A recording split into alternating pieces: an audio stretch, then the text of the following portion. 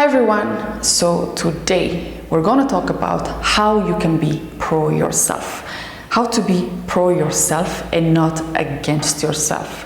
How to stop demonizing and criticizing yourself unfairly, and also just simply stop joining the outside noise of degrading your own self-worth and giving yourself this label, this weak loser who's unable to achieve anything in their life. You may be feeling like there is so much you haven't achieved, so many things to do, so many things you should have done 10 years ago, so many milestones, and you're just overworked, overwhelmed.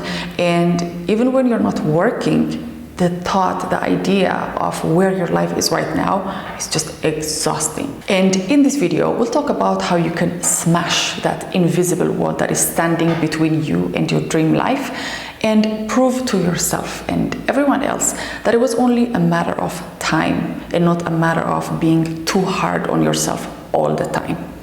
You'll see that all the mistakes, bad decisions, shortcomings were just a part of the package, the whole package, and not part of the bad side of the story, the bad part of the story.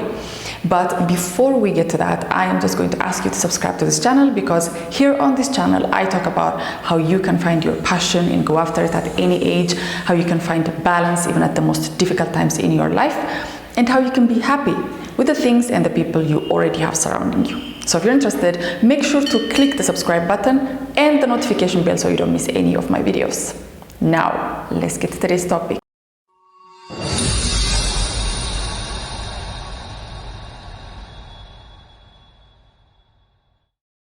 So the first thing to realize is that we each have a unique journey, a unique life path that is not replicated in any other person's life. It is so unique to us that if we're not paying attention to the details, of how this journey, of how these events in our lives are unfolding, we might be tricked into thinking and feeling like we have to fit our lives into other people's. We start to compare, we start to ask, why I don't have the things that these people have. But to think that you have to achieve something at the same rate as someone else, or to achieve something at the same age as someone else, would be to kill your own journey. It would be to literally destroy that journey of yours that is unlike any other person's. Because what you're really saying is, I reject God's plan. I reject my own unique journey, and instead, I'd rather have that person's life. I want what those people have. And when you're doing this, you are rejecting the lessons, these trials and tribulations that at first you might feel like these are things that you'd rather not go through, but in reality are the very things that are going to build you up into becoming the person that you're meant to be. You might want an easy life. You might be looking the outside and feeling like, you'd rather just be like everyone else. But the truth is, your true nature is to create. And without creating, life would be meaningless to you. It doesn't even matter if you have, a lot of money, if you have, all these things that people want. But in the end, if you are not using that creative nature within you, you'll still be unhappy and unfulfilled, and something will always be missing in your life. So that's what you have to realize. And this challenge and difficulties are there for you so that you can tap into your own potential, tap into those unique talents and abilities that are already within you, that are already bestowed upon you, but you're not exercising them, you're not utilizing them because you're busy exercising, externalizing everything, and losing yourself into the abyss of compare and contrast.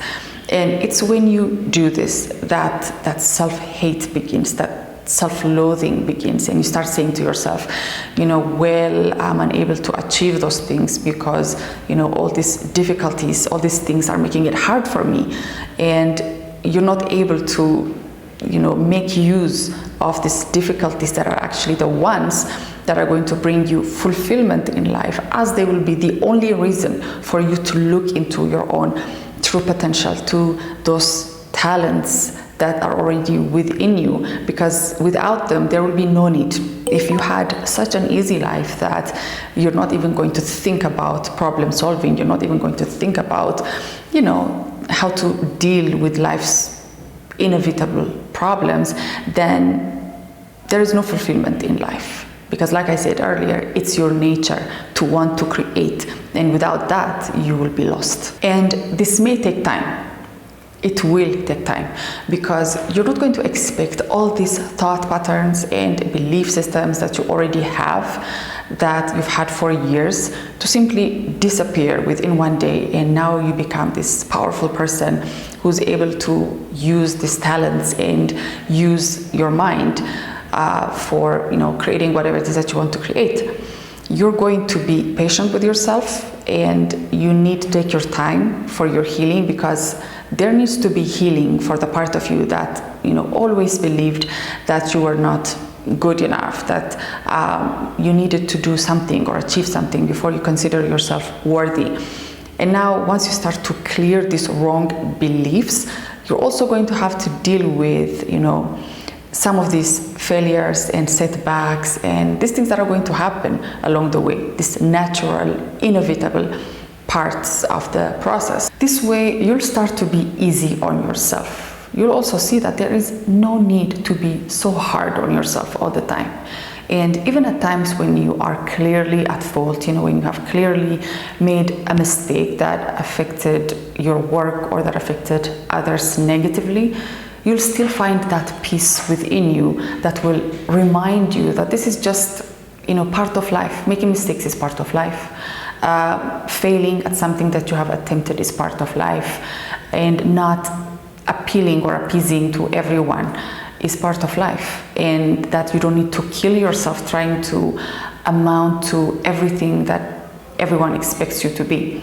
And you will realize that the only way that you can go through life without breaking mentally or physically, and without ruining your relationships in life, without being this cynical, bitter, angry person, resentful person, is just to develop the ability to let go of things in life, things that happen, things that you usually want to hold on to and just internalize and complain about, think about, obsess about. Now you'll start to see the benefit of letting go. You'll start to see the benefit of being easy on yourself. You'll develop the ability to see things for what they are, for what they really are. You are not suppressing your emotions. You are not in denial. You simply are just at peace with everything, and you allow things to happen. And no matter what these things are, no matter what's happening in your life, even if you consider something to be the worst thing that ever happened to you, now you know that the best approach would be for you to first acknowledge it and then move on to doing something about it, because you now have that self-esteem, you now have that self-belief, you believe in your ability, in your own competence to get over this thing, to resolve this thing, or to just deal with it and be at peace with whatever is the outcome. Because some of the things that we experience in life will be outside of our control, and the only thing that we can do is to just fix our own reaction to it, to react to it in a manner that is not destructive to us and that is in a way not going to make the thing worse. So with this, you will be able to deal with anything that might come up in your life. And with this, you'll be able to get rid of any fear that you might have about life, because that is how society has made you believe that life is. You should always be fearful, you should always be looking out for yourself, you should always be working, you should always be achieving. Now, there will be this lasting peace within you. Right, so point number 2 is to realize that love is your birthright. You don't have to prove yourself in any way in order for you to be worthy of love. In fact, if there are too many conditions for love in any relationship, then that's not love. And also, you have too many conditions for your own self-love, for your own self-acceptance. And this is the most destructive one, because you have to live with you all the time. And if there are conditions for accepting yourself, if you are waiting to achieve something, if you are waiting for yourself to be this person that everybody loves and appreciates, and you're just externalizing your self-worth, and you only accept yourself if others accept you, you only love yourself if the world is reflecting that to you, or if you're just waiting on something to happen for you to accept yourself, then this is very destructive.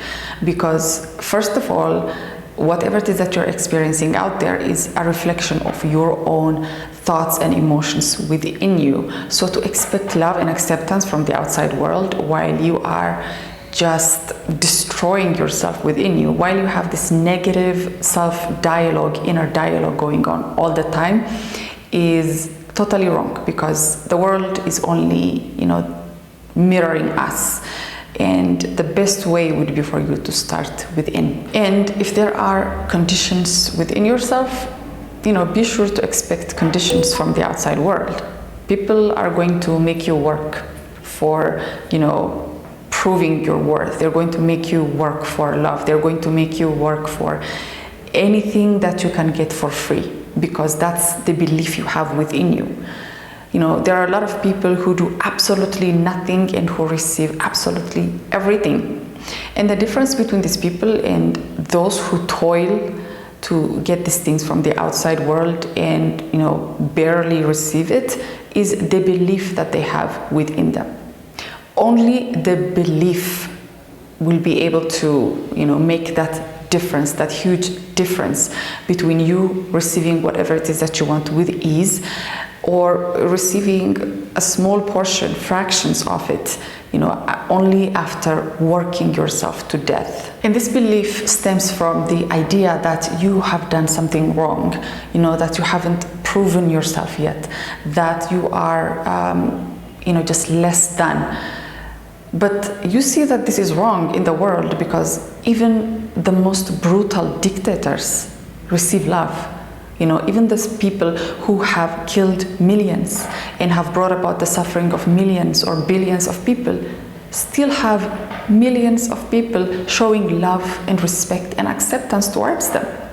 Now, I'm not saying that you have to be an evil dictator in order to receive love, but this shows you that whatever it is that you think you've done wrong is nothing compared to what these people have done, and yet they have managed to, accumulate, to have people who are on their side, who love them, even though they're also clearly shown their negative side. They've also clearly shown their evil side.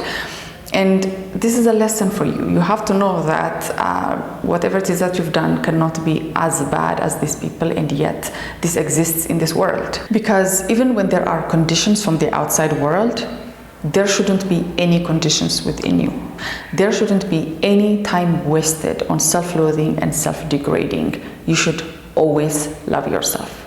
Love yourself when you're down. Love yourself when you fail. Love yourself when you make mistakes. Love yourself even if you believe that there isn't a single person who loves you.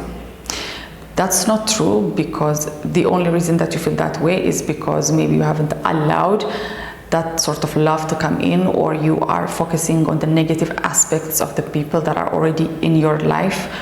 But regardless, the most important love or acceptance you can have in your life is the one that you have for yourself.